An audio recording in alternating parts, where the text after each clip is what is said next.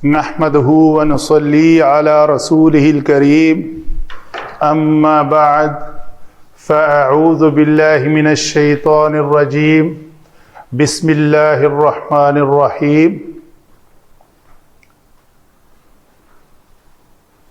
آج کی یہ کاوش جو ہے قرآنی دعاؤں کے ترجمے کے ساتھ ساتھ اس کا اعراب ایکسپلین کرنا، اس کاوش کو میں یہ دعا کا اختیار کرنا اس حوالے سے ہے کہ یہ جو پلے لسٹ بنے گی اس کو میں منسوب کرتا ہوں اپنے والدین، حافظ شبیر صاحب کے والدین اور سب حاضرین کے والدین کی طرف، کہ حافظ شبیر صاحب کی ایسی شخصیت ہے کہ قرآن پاک کا جتنا بھی میں نے یہ علم سیکھا ہے، ان کا منہاج القرآن کے امیر ہونے کے ٹینیور کے درمیان صرف مجھے انہوں نے ایک بار یہ کہا تھا کہ جمعے کو ہم نے کلاس شروع کی ہوئی ہے تو نوید آپ بھی آ جایا کرو۔ یہ میرا اس دن وہاں پہ جانا پہلا دن تھا قرآن کو سیکھنے کے اعتبار سے، اور اللہ تعالیٰ نے اتنی برکتیں دی کہ آج میں آپ کے سامنے یہ کچھ ایکسپلین کر رہا ہوں۔ تو اللہ تعالیٰ سے دعا ہے کہ ہمارے والدین کو اللہ تعالیٰ جنت میں اعلیٰ مقام عطا فرمائے اور ان کے درجات بلند فرمائے جنت میں۔ بلا تاخیر شروع کرتے ہیں۔ ربی، یہ کلمہ اسی پیٹرن پہ ہی رہے گا، تجوید کے اعتبار سے ربی، را کو پر پڑھیں گے، رب بھی نہیں کریں گے، چپٹے ہونٹ کر کے را پتلی ہو جائے گی۔ ربی، ہونٹ اوپر کی طرف اٹھے گا اوپر والا تو را پر ہوگی۔ ربیر، پھر یہ را ساکن ہے، ربیر ہمہما، ہمہما، ہا کا جو مخرج ہے وہ اور ہا کا اقصی حلق ہے، تو ان دونوں کا فرق جو ہے وہ نمایاں رہنا چاہیے۔ رب ارحمہما کما ربیانی صغیرا۔ آگے چلتے ہیں۔ رب، رب اسم ہے، اس میں جلالہ کی صفت، اسم رب پالنے والا۔ ارحم کلمہ جو ہے یہ را، ہا اور میم مادہ ہے اس کا، تو یہ باب سین سے آتا ہے جی، سامع یسمعو سے رحمہ یرحمو، تو جو فعل امر ہے یہ اس کلمے سے بنا ہوا ہے۔ یہ لفظ تھا ترحمو، یرحمو یرحمان یرحمون، ترحمو ترحمان یرحمن ترحمو، واحد مذکر حاضر کے صیغے سے فعل امر بنتا ہے۔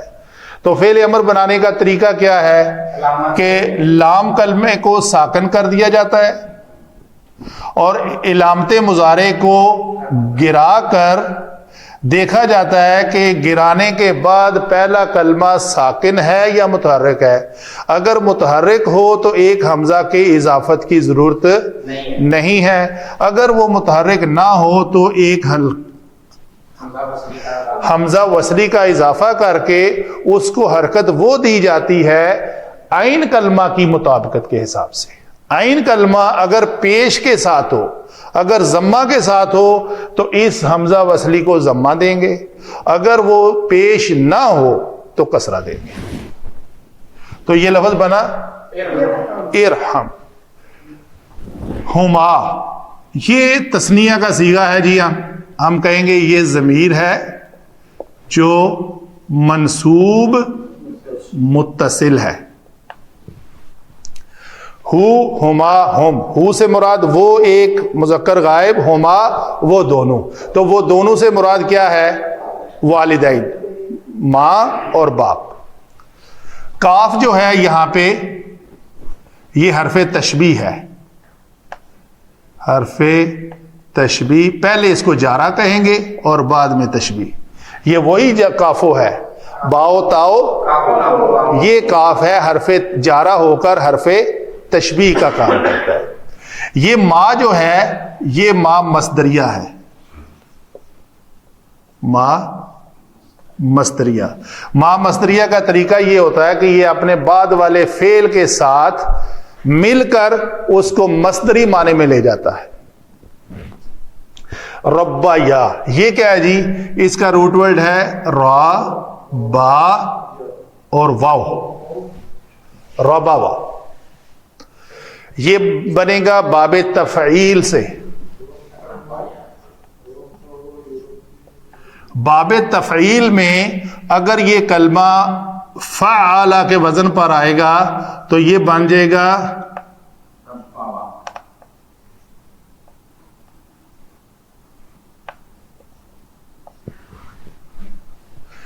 کیوں میں نے کھول کے لکھا ہے؟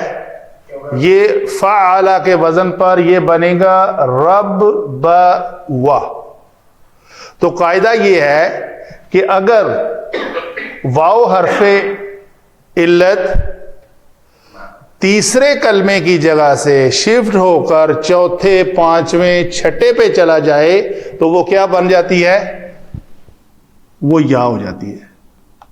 ابھی میں یہ مشدد کر دیتا ہوں با کو اور یہ یا کو متحرک کر دیتا ہوں. تو یہ لفظ بنا ہمارا رب، جو پرورش کرنے کے معنی میں آتا ہے.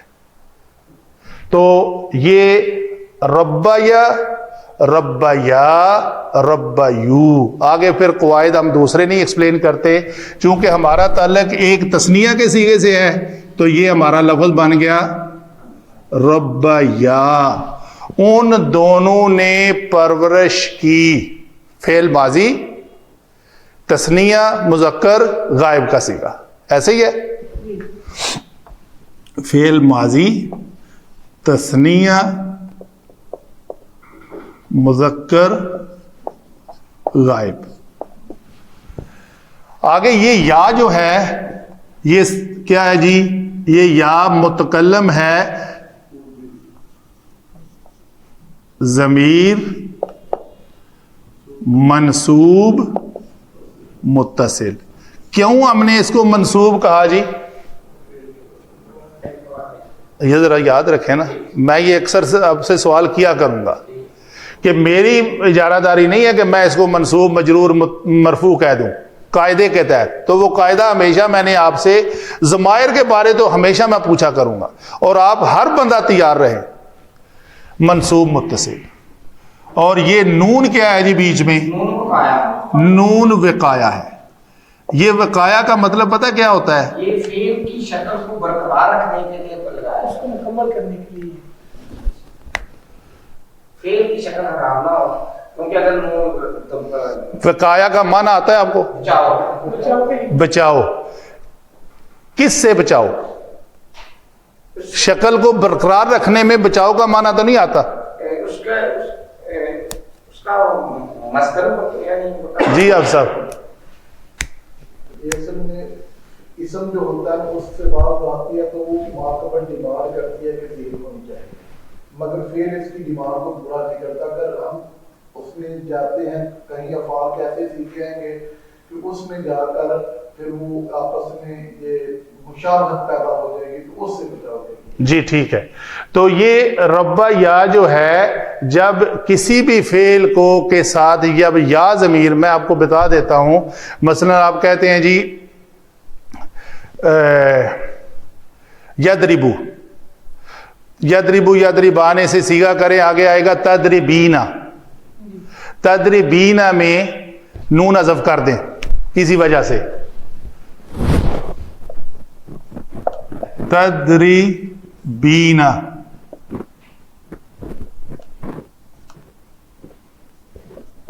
اس میں آپ کا نون حذف ہو گیا، آ گیا لم.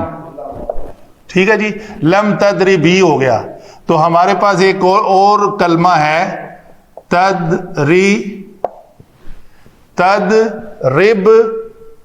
ٹھیک ہے، آگے ہم نے لگانا ہے یا،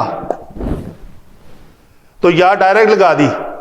یا کی وجہ سے اس کو کسرہ دے دی تدریبی. تو یہ تدریبی کہ تو ایک مذکر مجھے مار اور وہ ایک مونس مارتی ہے یا مارے گی، تو دونوں کے کلمے سیم ہو گئے. اس بچاؤ سے، اس مشابہت سے بچاؤ کے لیے یہاں پہ ایک نون وقاع آتا ہے تاکہ یہ دونوں صیغے آپس میں مشابہت نہ اختیار کریں.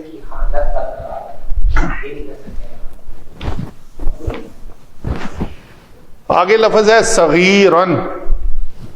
یہ صاد، غین اور را مادہ سے فعیلن کے وزن پر اسم ہے اور یہ اسم منصوب ہے. یہ ہوئی جی ہماری علم صرف کے مطابق اس چھوٹی سی آیت کا ایک بریک اپ. آگے چلتے ہیں نحوی اعتبار سے. ربی ہم نے کہا یہ منادا ہے. منادا کس کا ہے؟ کہ منادا اس کلمے کو کہتے ہیں جس کو پکارا جائے. حرف ندا کے ذریعے منادا کو پکارا جاتا ہے. تو یہ اصل میں تھا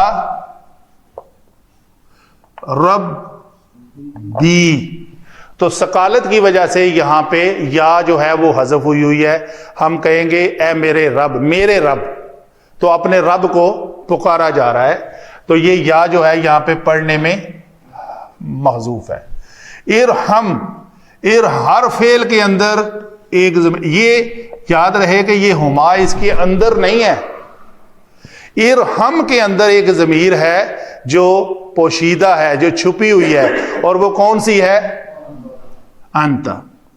تو ہر فعل جو فعل امر ہوتا ہے حاضر کے 6 صیغوں میں صرف ایک انت ضمیر چھپی ہوتی ہے، باقی 5 جو ہیں وہ بارز ہوتی ہیں. تو یہ انت ضمیر ہے جس کو ہم کہیں گے مرفوع متصل، اور یہ مرفوع ہو کر فاعل بن رہی ہے کس فعل کا؟ ارحم کا. تو رحم کر، کس کے اوپر؟ مفعول بھی کیا ہے؟ ہما. اس ہما کو ہم نے کہا ضمیر منصوب متصل. منصوب، پھر وہی کوشچن کیوں کہا کہ یہ فعل کے بعد آ رہی؟ تو منصوب ہے کہ ان 13 منصوبات میں سے یہ کیا بنی؟ مفعول بھی. تو فعل بھی مل گیا، فاعل بھی مل گیا، اس کا مفعول بھی مل گیا. ہم اپنے رب سے التجا کر رہے ہیں اے میرے رب تو رحم کر ان دونوں پر. وہ دونوں کون ہیں؟ ماں اور با. کاف تشبیہ دی جا رہی ہے، ماں مصدریہ ہے. ربا یا میں دیکھ لیتے ہیں کیا ہے.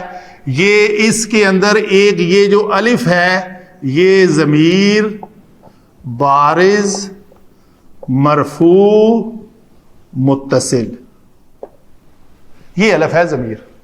ربا یا فعل ہے، تو یہ مرفوع ہو کر یہ کیا بن رہی ہے جی؟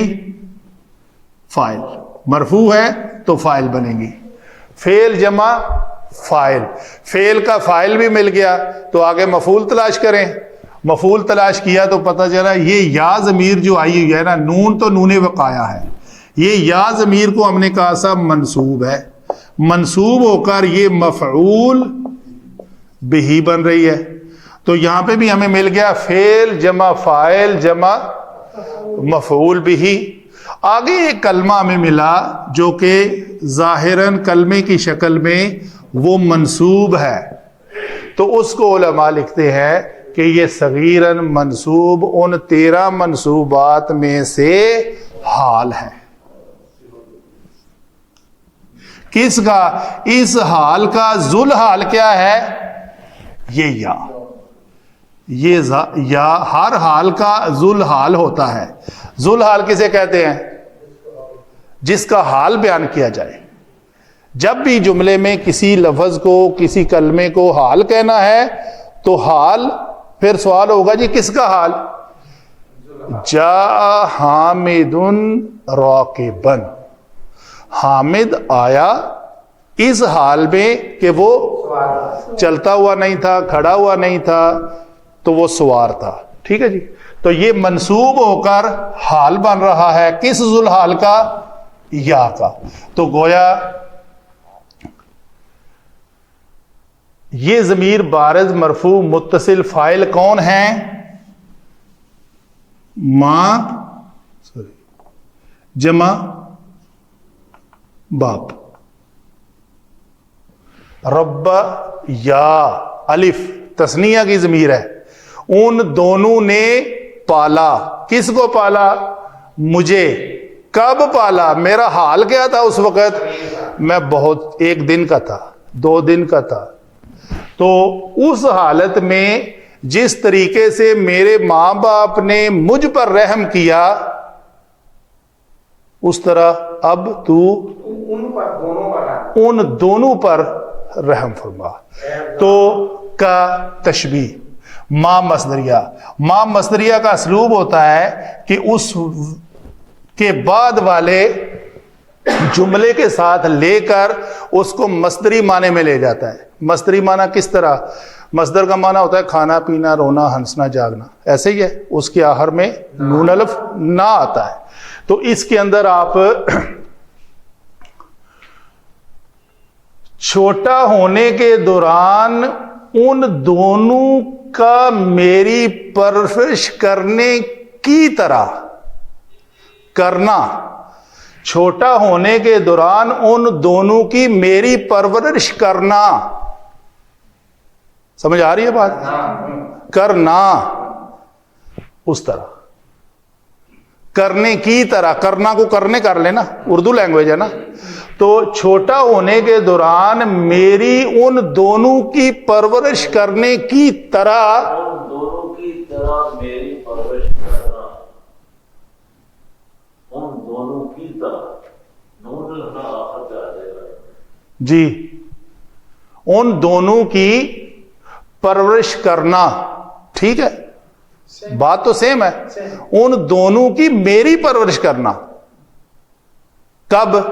جب میں بچہ تھا. اس پرورش کی طرح اے اللہ تو ان پر رحم فرما. اور یہ ساری بات جی لو جی، میں تھوڑی سی آپ کو دے دیتا ہوں، اس کی تفصیل میرے پاس ہے. شیخ محمد الامین بن عبداللہ وہ فرماتے ہیں، یہ ہے حدائق روح و ریحان، جلد نمبر 16 نمبر جلد میں. وہ کہتے ہیں کہ یہ ما جو ہے ما صلتھا فی تعویل مصدر. تعویل مصدر تو مصدر کا معنی میں کیسے جائے گا؟ رب ارحم رحمت مثل تربیت ہما. مثل تربیتہما. مثل مضاف بنا، تربیتہما ایایا. ضمیر کون سی استعمال ہوئی؟ منصوب منفصل. ان کی میری تربیت کرنے کی طرح. یا حالت کونی صغیرہ، میری حالت جب میں چھوٹا بچہ تھا. او دوسرا لکھتے ہیں رحمت مثل رحمتہما ایایا حالت کونی، یعنی ان کے اوپر رحمت اس طرح کر جس طرح انہوں نے میری بچپن کی حالت میں مجھ پر رحم کیا تھا. تو باتیں ساری اردو میں اور عربی میں ہم وہی کر رہے ہیں.